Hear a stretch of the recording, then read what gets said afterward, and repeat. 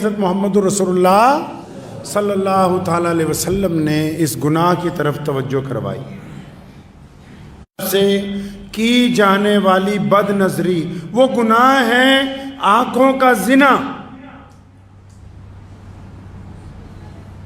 اب چاہے کوئی مرد کسی عورت کو دیکھ کے دل میں تصور لاتا ہے، چاہے کوئی عورت کسی مرد کو دیکھ کے، چاہے کوئی مرد کسی مرد کو دیکھ کے، یا کوئی عورت کسی عورت کو دیکھ کے دل میں تصور لاتے ہیں کہ میں کاش مجھے موقع ملے اس کے ساتھ گندا کام کرنے کا، تو وہ اس کو لطف اندوز ہوتا ہے، پہنچ تو نہیں سکتا وہاں۔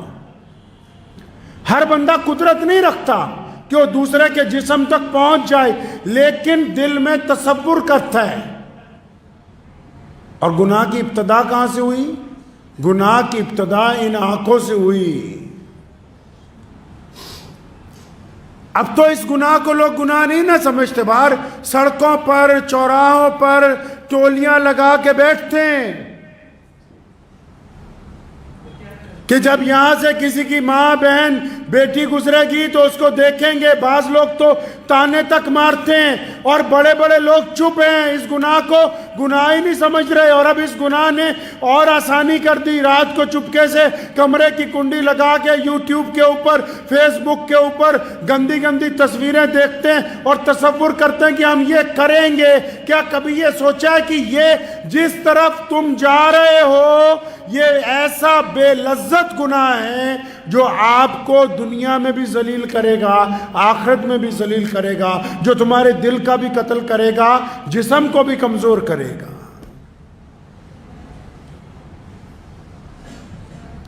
ہم سوچتے ہیں کہ نہیں، ان باتوں کے اوپر ذکر نہیں ہونا چاہیے۔ کیوں نہیں ہونا چاہیے؟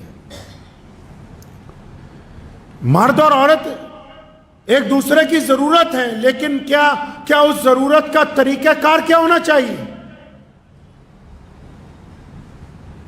جو لوگ ہوٹلوں میں جا کے چند پیسے دے کے اپنے جسم کو نیلام کرتے ہیں، کیا ان کو پتہ نہیں کہ جب کوئی شادی ہوتی ہے اس میں پورے خاندان کو بلاتے ہیں، دوستوں کو بلاتے ہیں، یاروں کو بلاتے ہیں، محلے والوں کو بلاتے ہیں، مولوی کو بلاتے ہیں، یا دیگر مذہب کے لوگ جو غیر مسلم ہیں، کوئی پنڈت جی کو بلائے گا، کوئی گرنتھی صاحب کو بلائے گا، کوئی پادری کو بلائے گا۔ اچھا، یہ ساری دنیا اکٹھی کر کے ہونا کیا ہے؟ ہو تو وہی رہا ہے جو ایک ہوٹل کے اندر 500 روپے دے کے کر رہے ہو، لیکن یہ اتنے لوگوں کو اس لیے بلایا تاکہ یہ بتا سکے کہ یہ لڑکا اور لڑکی ایک مقدس رشتے میں باندھے جا رہے ہیں، اور یہ رشتہ اس لیے مقدس بنا دیا گیا کیونکہ اس رشتے کی وجہ سے اولاد کو پیدا ہونا ہے، ایک انسان نے جنم لینا ہے، اور جس نے جنم لینا ہے اس کے لیے ضروری ہے کہ لوگ اس کو کہیں کہ یہ ان ماں باپ کی جائز اولاد ہے۔ اس اولاد کی عزت اور حرمت کے لیے یہ اتنا بڑا مجمع جو ہے وہ اکٹھا کیا جاتا ہے۔ بات ہونی چاہیے کہ کس گند کے اندر جا رہے ہیں سب۔ کیا 24 گھنٹے یہی بات ہونی چاہیے کس مذہب والوں نے کس مذہب والوں کو برا کہہ دیا، اور یہ جو سارے ہی مذہبوں کے نوجوان لڑکے لڑکیاں جو چھوٹے چھوٹے بچے گندگی کی طرف گرتے ہوئے جا رہے ہیں، کیا اس بارے میں بات نہیں ہونی چاہیے؟ اچھے اچھے لوگ خاموش ہیں، پوچھنے والے بھی خاموش ہیں، شرم محسوس کرتے ہیں کہ مولانا کو کیا پوچھیں۔ پیارے نبی کہیے صلی اللہ علیہ وسلم کے پاس ایک صحابی رسول آتے ہیں، فرمایا یا رسول اللہ، کیسی بات کہی، آپ بھی سنو گے حیران رہ جاؤ گے۔ فرمایا یا رسول اللہ، میرا زنا کرنے کا دل چاہتا ہے۔ آج کل کسی پیر کو کہہ دو گے؟ کسی پرسنالٹیڈ بندے کو کہہ دو گے؟ کسی افسر کو کوئی بچہ اپنے ماں باپ کو کہہ دے گا یہ بات؟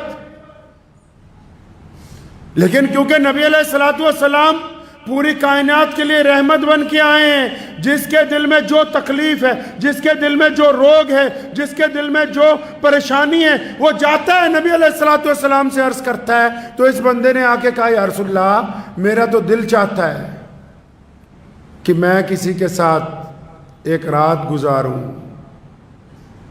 پیارے نبی علیہ الصلوۃ والسلام ناراض نہیں ہوئے۔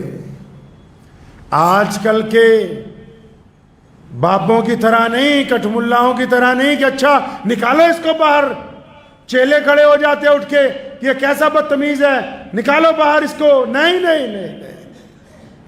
प्यारे नबी अलैहिस्सलातु वस्सलाम ने अपना रहमत वाला हाथ उसके दिल पे रखा और पूछा, है मेरे प्यारे, क्या तुम इस काम को अपनी माँ के लिए अच्छा समझते हो? कहने लगा, नहीं या रसूलल्लाह, मैं इसे अपनी अम्मी के लिए अच्छा नहीं समझता। फरमाया, अच्छा तो ये बता, क्या तुम इसको अपनी बहन के लिए अच्छा समझते हो? फरमाया, या रसूलल्लाह, नहीं, मैं इसे अपनी बहन के लिए अच्छा नहीं समझता। फरमाया, क्या तुम इसे अपनी खाला के लिए अच्छा समझते हो? फरमाया, या रसूलल्लाह, मैं इसे अपनी खाला के लिए अच्छा नहीं समझता। तो फरमाया, फिर बेटा इस बात को समझ लो कि और लोग भी इसे अपनी माओं के लिए, और लोग भी इसे अपनी बहनों के लिए, और लोग भी इसे अपनी खालाओं के लिए, और लोग भी इसे अपनी बच्चियों के लिए अच्छा नहीं समझते।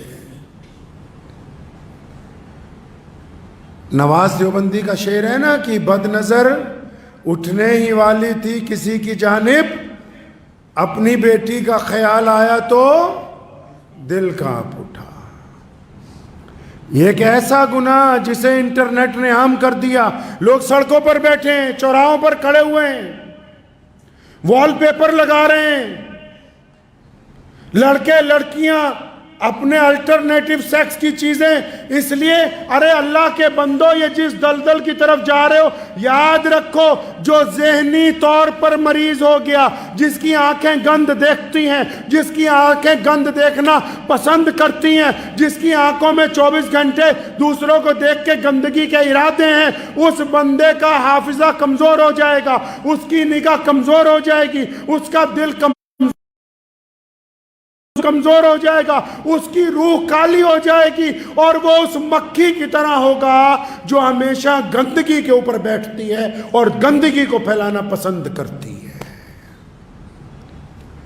गंदगी और मक्खी से याद आया, मक्खी भी तो दो तरह की है। ये मक्खी पीक खाती है और बीमारी फैलाती है, वो मक्खी फूल के अंदर से उसका रस चूसती है, फिर उस रस को छत्ते में जाके शहद।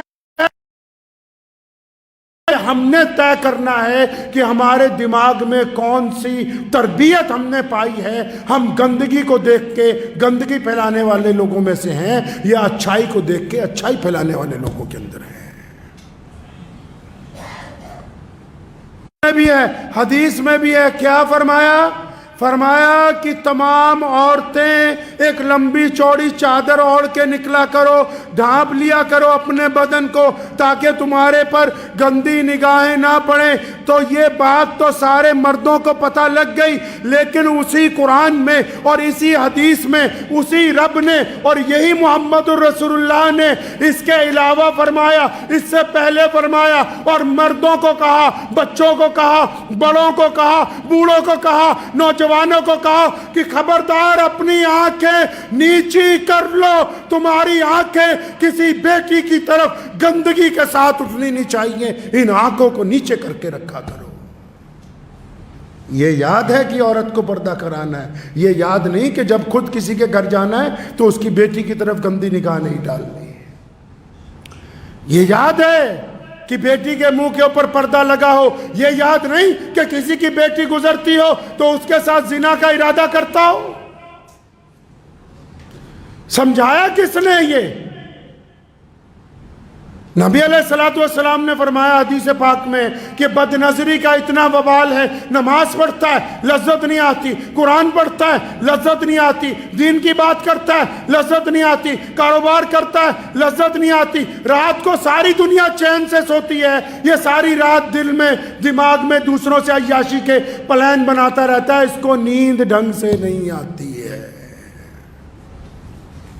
अब वो चाहे मर्द हो चाहे औरतें हो, ये जिस इंटरनेट के चक्कर में पढ़ के अपनी जवानियां बर्बाद कर रहे हो, क्या ये इस बात की दलील नहीं کہ جب سے انڈسٹری آئی اس بات کی کہ ہم لوگوں کو رسالے چھاپ کے دیں، ہم لوگوں کو اچھی اچھی رنگین تصویریں چھاپ کے دیں، جب سے ہم سوشل میڈیا کے اندر گھسے تو اخباروں کے ساتھ ساتھ انٹرنیٹ کے اوپر بھی، سڑکوں کے اوپر بھی اشتہار لگنے لگے، مردانہ کمزوری کا علاج کروا لو، لکوریے کا علاج کروا لو۔ کیا پتہ نہیں لگ رہا دنیا کو کہ یہ تمہاری آنے والی نسلوں کو برباد کر رہی ہے؟ یہ بد نظری تمہیں تباہی کی طرف لے کے جا رہی ہے۔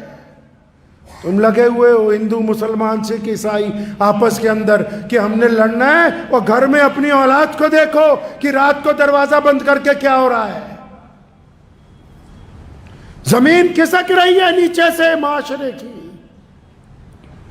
یار یاروں کے گھر جاتے ہیں، ان کی بہنوں کے ساتھ زنا کا ارادہ رکھتے ہیں، ان کی ماؤں کے ساتھ زنا کا ارادہ رکھتے ہیں۔ جن لوگوں کی آنکھوں میں شرم و حیا باقی نہ رہی ہو، ان کو کیا پتا ہوگا کہ یاری ہوتی کیا ہے؟ ان کو کیا پتا ہوگا دوستی کس مرض کا نام ہے کہ اگر کسی کو لگ جائے تو اس کے علاوہ زندگی نہیں گزرتی ہے۔ ہم نے کیا سوچا کہ بد نظری کوئی معمولی گناہ ہے؟